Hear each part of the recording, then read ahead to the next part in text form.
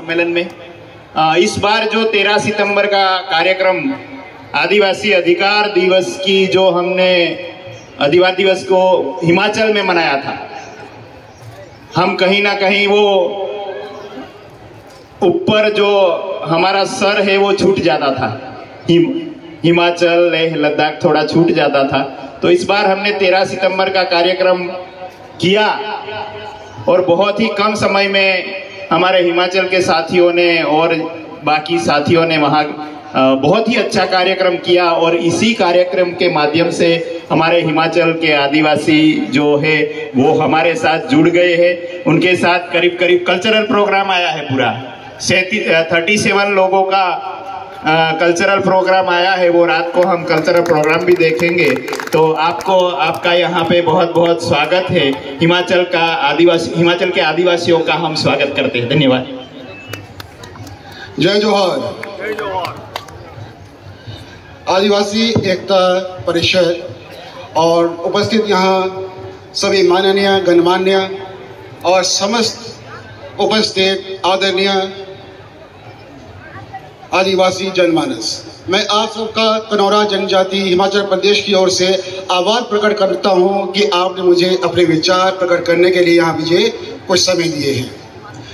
हम हिमाचल प्रदेश से आए हैं और जनजाति, हम आदिवासी, हम किस विसंगति से जूझ रहे हैं यहाँ मैं स्पष्ट करना चाहता हूँ।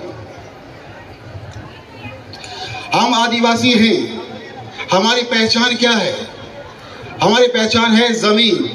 जिस जमीन से हम जुड़े हैं उससे हमारी पहचान है और हमारा एक नाम है और उस एक नाम से हम जाने जाते हैं हम किस आदिवासी गांव से हैं, किस जनजाति से हैं। जमीन और नाम हमारे लिए हमारा अस्तित्व है, इससे हम अलग नहीं हो सकते। मगर राज्य सरकारें या केंद्र सरकारें हैं, हमसे हमारे जमीन छीन रही है, हमसे हमारा नाम छीन रहा है, हमारा इतिहास, हमारा गर्व और हमारा जितने भी मान सम्मान ऐतिहासिक हमारे परिदृश्य हों उस सबको छीना जा रहा है। हुआ क्या कि हमारे किन्नौर में जो हिमाचल प्रदेश का एक छोटा सा एक जिला है जो पूरी तरह से अनुसूचित क्षेत्र में आता है, संविधान के धारा 244 खंड 1 में, वहाँ पर आजकल क्या हो रहा है, सरफाईसी एक्ट 2002 के बहाने जनजातियों की प्रॉपर्टी छीनी जा रही है और उसे गैर जनजातियों को दी जा रही है। हैरानी इस बात से है और दुख भी है कि हमारे सरकारों में बहुत प्रभावशाली व्यक्ति हमारी जनजाति से ही है और पूरी की पूरी जनजाति, हमारी जनजाति हिमाचल के बहुत अधिक अधिकारी हैं, मगर इस पर कोई काम नहीं हो रहा है। हमसे हमारी ज़मीनें गैर जनजातियों को दी जा रही है, हाइड्रो प्रोजेक्ट्स के बहाने सारी ज़मीनें छीनी जा रही है, कई गांवों का अस्तित्व खतरे में है, नेचुरल सोर्सेज के जितने भी हमारे पास झरने हैं या चश्मे हैं, पानी के जल स्रोत हैं, वो सूख चुके हैं, कई गांवों के मकान ढह चुके हैं, दरारें आ चुकी हैं, रहने लायक नहीं है, मगर सरकारें चुप है। हाइड्रो प्रोजेक्ट्स हमारे उत्तर भारत में सबसे ज़्यादा हमारे ज़िला में हैं, मगर उसके बावजूद भी ध्यान नहीं दिया जा रहा है जनजातियों पर। ये दुर्भाग्य है और इस बारे में हम बहुत लिख चुके हैं। हमने अपने रिप्रेजेंटेशंस गवर्नर को दी है, राष्ट्रपति को दी है, राज्य सरकार और केंद्र सरकार के जितने भी महकमे हैं सबको दिए, मगर कोई कार्यवाही इस पर होती हुई नजर नहीं आ रही है। ये रही जमीन की बात जो खतरे में है। अब है हमारा इतिहास छीना जा रहा है, हमारा नाम छीना जा रहा है। आपको हैरानी होगी, शायद पूरे भारतवर्ष में मैंने रिसर्च किया है, लगभग पूरे भारतवर्ष में मैंने कहीं देखा नहीं है। हमारी जमीनों के जो कागजात हैं, रिकॉर्ड्स हैं, और राजस्व रिकॉर्ड रखती है, रेवेन्यू अथॉरिटीज हैं हमारे जिला में, प्रदेश में, वो हमारी जमीनों की रखवाली करती है, वो उस पर रिकॉर्ड्स होते हैं। हैरानी ये है कि हमारे रेवेन्यू रिकॉर्ड्स में हमारी जनजाति का नाम ही नहीं है। इससे बड़ी हैरानी क्या हो सकती है? हमारी जनजातियों को अलग अलग नामों में बांट दिया गया है। उस जनजातियों को बहुसंख्यक समाज की तरह जातियों में बांट दिया गया है और उन जातियों में बांटने के कारण परिणाम क्या निकला? जनजातियों के बीच में खानदान से या प्रजाति का एक भेद होता है, उस भेद को एक जातीय रूप दिया जा रहा है और हमारा समाज धीरे धीरे जातीय भेदभाव से, जातीय विसंगति से जूझ रहा है।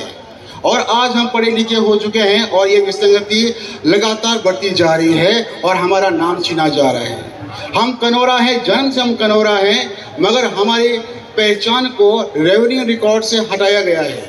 इस विषय में मैंने 20 सालों से काम किया है। 20 सालों से काम करते हुए मैंने हर अथॉरिटी, चाहे सेंट्रल गवर्नमेंट हो, स्टेट गवर्नमेंट हो, मैंने रिप्रेजेंट किया, मगर कोई कार्रवाई नहीं हुई। मगर एक खुशी ये हुई कि इस बार जून 2024 में राष्ट्रीय आयोग अनुसूचित जनजाति ने एक सकारात्मक जवाब दिया। उसमें यह कहा गया कि जनजाति का नाम कनौरा को रेवेन्यू रिकॉर्ड में रखा जाए और जातीयगत जो भेद हैं उसको हटाया जाए। और उसके अनुपालना में क्या हुआ कि हमारे chief secretary government Himachal Pradesh और प्रधान सचिव ट्राइबल डेवलपमेंट, उन दोनों ने ये ऑर्डर निकाला कि हमारी डीसीज को, हमारे रेवेन्यू अथॉरिटी तहसीलदार हैं, नायब तहसीलदार को निकाला। और हैरानी होगी कि हमारे रेवेन्यू अथॉरिटीज, आप चाहे एसडीएम का हो, चाहे तहसीलदार का हो, चाहे नायब तहसीलदार का हो, राष्ट्रीय जनजातीय आयोग की कहना नहीं मान रहे हैं, चीफ सेक्रेटरी की बातों को भी नहीं सुन रहे हैं। और यहाँ प्रधान सचिव जो जनजातीय आयोग के हैं उनकी बात नहीं सुन रहे हैं। आप सोचिए कितनी बड़ी अराजकता है। जब तक एक गवर्नमेंट की, एक राजनेताओं का शेयर नहीं होगा तो उनकी मजाल नहीं है। कहने का तात्पर्य यह है कि हमारी पहचान के लिए जब तक हम आवाज नहीं उठाएंगे, जब तक हम संगठित नहीं होंगे, तब तक हमारा कोई साथ देने वाला नहीं है। हमें अपनी मदद खुद करनी होगी। और जब तक हम एकजुट नहीं होंगे, हम बार बार हम एकजुटता नहीं दिखाएंगे, गवर्नमेंट को भी एक प्रेशर ग्रुप हम साबित नहीं होंगे, तब तक गवर्नमेंट हमारी सुनने वाली नहीं है। ये बातें हुई और ये एक बहुत गंभीर विषय है। और मैं चाहता हूँ इस मंच से कि केंद्र सरकार, राज्य सरकार हो या यूएनओ से जो आए प्रतिनिधि हैं, इस बातों को गंभीरता से लें। अब ये मैं इसलिए क्यों कह रहा हूँ, आप यह समझिए। हमारे रेवेन्यू रिकॉर्ड में कोई जनजाति कनौरा नहीं है। नहीं होने का कारण क्या होगा? जो हाइड्रो इलेक्ट्रिक प्रोजेक्ट्स हैं, हमारे कानून जो है 1968 में Himachal Pradesh land regulation act पारित हुआ था। उसमें यह कहा गया था क्लॉज नंबर 3 में, किसी जनजाति, गैर जनजाति को, जो कनौरा जनजाति नहीं है, उनको जमीनें नहीं दी जाएगी, उनको लैंडेड प्रॉपर्टी नहीं दी जाएगी। अब देखिए इनका ट्रिक्स क्या है। हमारे रेवेन्यू रिकॉर्ड में कोई भी जनजाति नहीं है, इसलिए हाइड्रो प्रोजेक्ट्स को आराम से दी जा सकती है। और कोई भी रेवेन्यू रिकॉर्ड में कोई ट्राइब है ही नहीं, तो किसी को भी दी जा सकती है। हमारी खुशकिस्मती ये है कि हम कनौरा जनजाति समय से पहले हम थोड़े एजुकेटेड हो गए, इस कारण से हम इतनी हिम्मत गवर्नमेंट की नहीं हो रही है। मगर भविष्य में मैं नहीं कह सकता हूँ कि हमारे बाल बच्चों के लिए, आने वाली संतानों का हक सुरक्षित रह पाएगा। इसलिए मैं इस मंच से मैं पूरी गवर्नमेंट, चाहे केंद्र सरकार हो चाहे राज्य सरकार हो, उनसे मैं फिर एक बार रिक्वेस्ट करता हूं, हमारी ज़मीन को हमारे रखिए, हमारे नाम को दोबारा से रिकॉर्ड में रखिए।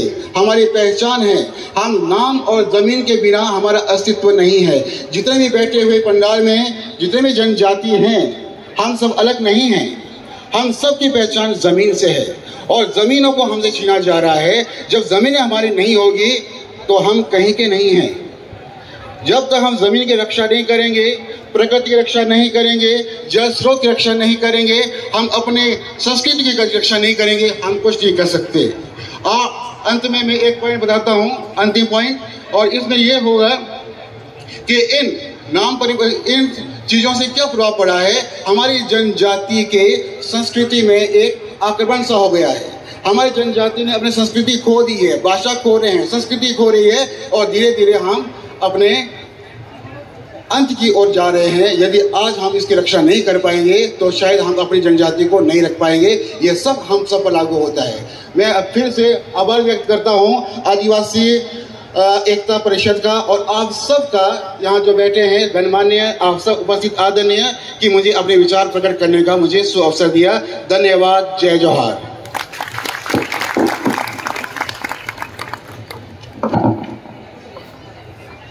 धन्यवाद सर जी। अब मैं अगले